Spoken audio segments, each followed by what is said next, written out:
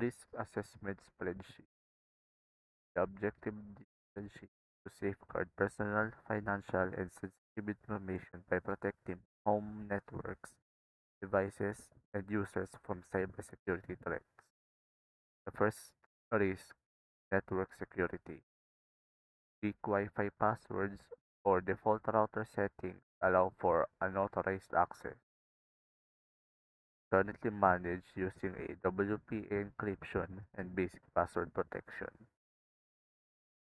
There is concerns of bandwidth theft, data breaches, or unauthorized activities on the network. Has an impact of significant, a likelihood of medium to high, impact of moderate or 3, likelihood of 4, and a risk score of 7. Household members and the person responsible for IT security at home should be involved in decision making.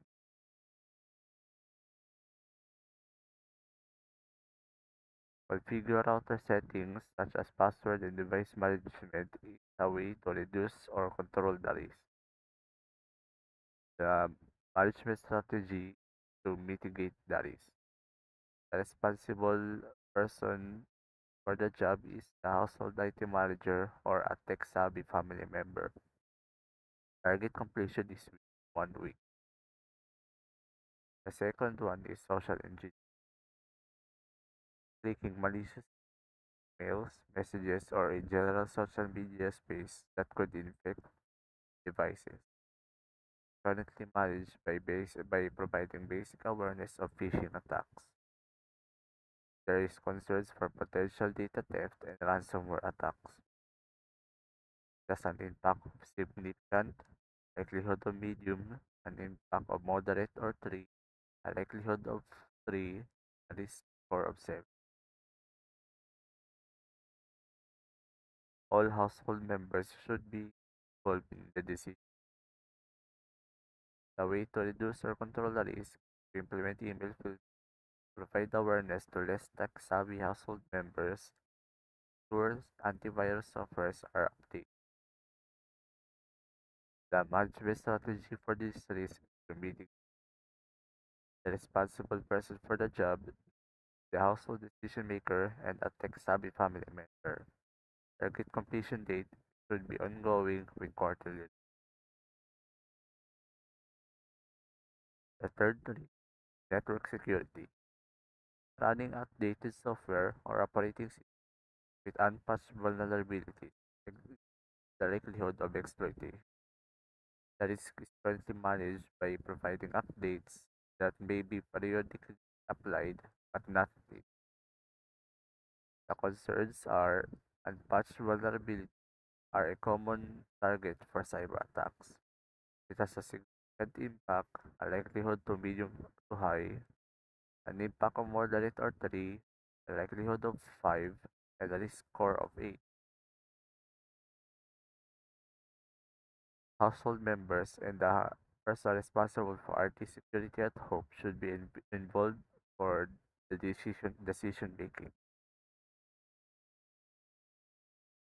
Set up automatic updates and check for manual updates regularly, a way to reduce or control the risk. Mitigating the risk, the management strategy for this. The household IT administrator or tech-savvy family member should be the one responsible for that job. The target completion date is in 1 to 2 weeks.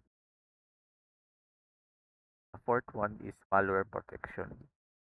Sufficient or outdated antivirus softwares can leave devices vulnerable to viruses, ransomware, and other malware. The risk is currently managed by antiviruses programs which may not be always updated, and some devices don't have sufficient access. There is concerns of malware infections that can disrupt work, steal sensitive data, cause financial loss.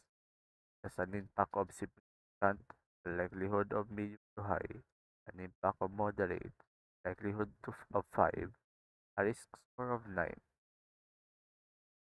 All household members should be involved in the decision, storing and regularly update viruses or antivirus software across all devices regularly is a way to reduce or control the risk. While the management strategy for this risk, household IT administrator exam family member is the one responsible for the job. The target completion date is will be ongoing with quarterly review.